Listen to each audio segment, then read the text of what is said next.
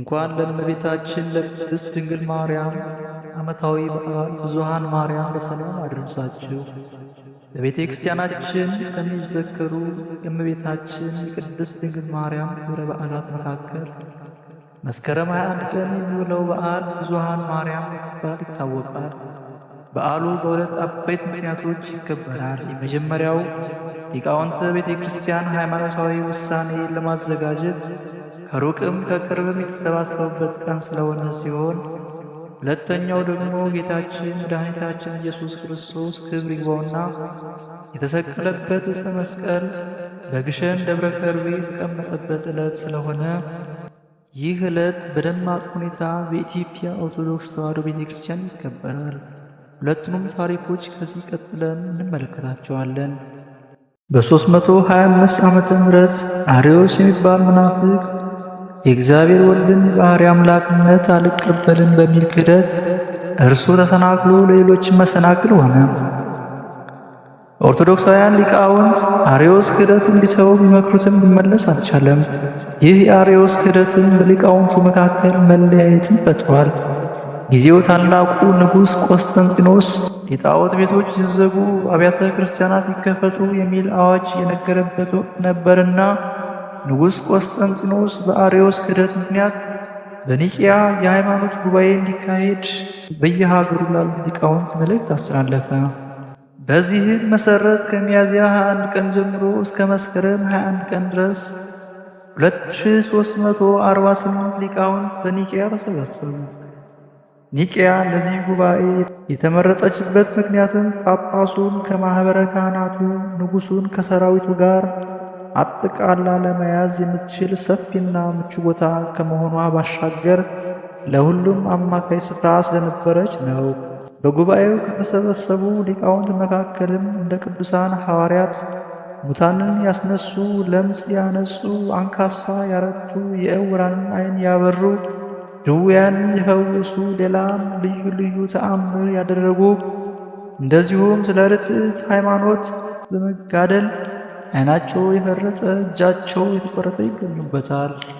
ሊቃውንቱ ሱባኤ ይዘው በጸሎት ከቆዩ በኋላ ኅዳር 9 ቀን በንጉሥ ቆስጠንጢኖስ ሊቀ መንበርነት በእለእስክንድሮስ አፈ ጉባኤነት ጉባኤው ተጀመረ። ንጉሡ ሊቃውንቱን ስማችሁን፣ አገራችሁንና ሃይማኖታችሁን ጽፋቸው ስጡኝ ባላቸው ጊዜም ከ3146ቱ መካከል 318ቱ ሊቃውንት ሃይማኖታቸውን ሲገልጹ እንደ አንድ ልብ መካሪ፣ እንደ አንድ ቃል ተናጋሪ ሆነው ዘዕሩይ ምስለ አብ በመለኮቱ ወልድ ከአብና ከመንፈስ ቅዱስ ጋር በመለኮት በሥልጣን በፈቃድ በሕልውና አንድ ነው ብለው ጽፈው ሰጡት። ንጉሡም ሃይማኖት እንደ 318 ሊቃውንት ይሁን ብሎ አዋጅ አስነግሯል። እነዚህ ሊቃውንት በኦሪት ዘፍጥረት የተጠቀሱት 318ቱ የአብርሃም ብላቴናዎች ምሳሌዎች ናቸው። ዘፍጥረት 14 318ቱ ሊቃውንት በጉባኤው አርዮስን አውግዘው በመለየት ነአምን በአሐዱ አምላክ በአንድ አምላክ እናምናለን የሚለውን የሃይማኖት ጸሎት፣ የሃይማኖት መሠረትና ሌሎችንም የሃይማኖት ውሳኔዎችን ደንግገዋል። ሊቃውንቱ ጉባኤውን ያካሄዱት ኅዳር 9 ቀን ይሁን እንጂ በአንድነት የተሰባሰቡት መስከረም 21 ቀን ስለነበር ይህ ዕለት ብዙኃን ማርያም የተባለ ይጠራል። ብዙ የቤተ ክርስቲያን አባቶች ለሃይማኖታዊ ጉባኤ የተሰባሰቡበት ዕለት ነውና። በሌላ በኩል መስከረም 21 ቀን የጌታችን የመድኃኒታችን ኢየሱስ ክርስቶስ መስቀል በአምባሰል ተራራ በግሸን ደብረ ከርቤ የገባበትና በዓሉ የከበረበት ዕለት ነው። ታሪኩም በአጭሩ እንደሚከተለው ነው። አፄ ዳዊት መንፈሳዊና ደግ ንጉሥ ነበሩ። በዘመናቸው በኢትዮጵያ ቸነፈር ተከስቶ ሕዝቡ ስለተሰቃየባቸው እጅግ አዘኑ።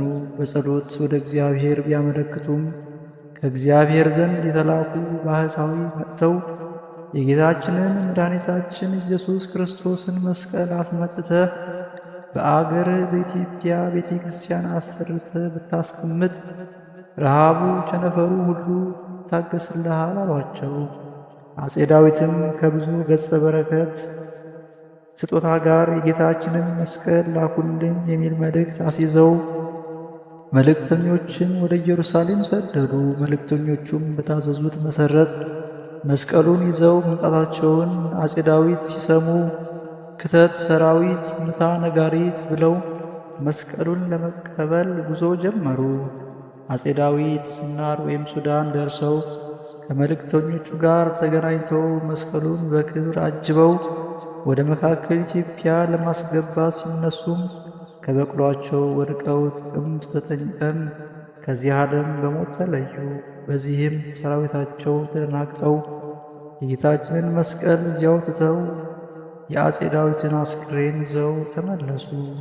መስቀሉ በስናር ከቆየ በኋላ የአፄ ዳዊት ልጅ አፄ ዘርዓ ያዕቆብ ሲነግሱ ወደ መሃል ኢትዮጵያ አምጥተው ቤተ ክርስቲያን አሰርተው ለማስቀመጥ ቢያስቡም ምቹ ቦታ ግን ሊያገኙ አልቻሉም ነበር። ንጉሡና ሰራዊታቸውም ምቹ ቦታ ሲፈልጉ መስቀሉን በኤረር ተራራ፣ በደብረ ብርሃን፣ በናገሻ ማርያም አምባ፣ በእንጦጦ ጋራ ብዙ ጊዜ አስቀምጠውት ቆይተዋል። መስቀሉ በእንጦጦ ጋራ ሳለ እግዚአብሔር አምላክ አንብር መስቀሌ በዲበ መስቀል፣ መስቀሌን በመስቀለኛ ተራራ ላይ አስቀምጥ የሚል ቃል ለንጉሡ በራእይ ነገራቸው። መስቀሉን ወደ ወሎ ሀገረ ስብከት እንዲወስዱትም አዘዛቸው። ንጉሡና ሰራዊታቸው በእግዚአብሔር መሪነት መስቀሉን ይዘው ወሎ ሲደርሱም ጌታችን ወደ አምባሰል እያመለከተ አንብር መስቀሌ በዲበ መስቀል፣ መስቀሌን በመስቀለኛ ተራራ ላይ አስቀምጥ ይላቸው ነበር። ንጉሡ መስቀሉን ይዘው ወደ ቦታው ሲያመሩ መስቀለኛው የግሸን ተራራን አገኙ። በዚያም ቤተ ክርስቲያን አሰርተው በ1446 ዓመተ ምህረት የጌታችንን መስቀል በክብር አስቀምጠውታል። ከዚህ በኋላ ንጉሡ መካከሏ ገነት ዳሯ እሳት ይሁን፣ የበረረ ወፍ የሰገረ ቆቃ ይታደንባት፣ በድንገት ሰው የገደለ ቋንጃ የቆረጠ ወንጀለኛ ይያዝባት ብለው አዋጅ ነግረዋል።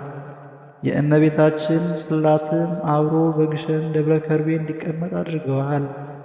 ስለዚህም መስከረም 21 ቀን በየዓመቱ በኢትዮጵያ ኦርቶዶክስ ተዋሕዶ ቤተ ክርስቲያን በድምቀት ይከበራል። እንኳን ለብዙኃን ማርያም ዓመታዊ በዓል በሰላም አደረሳችሁ።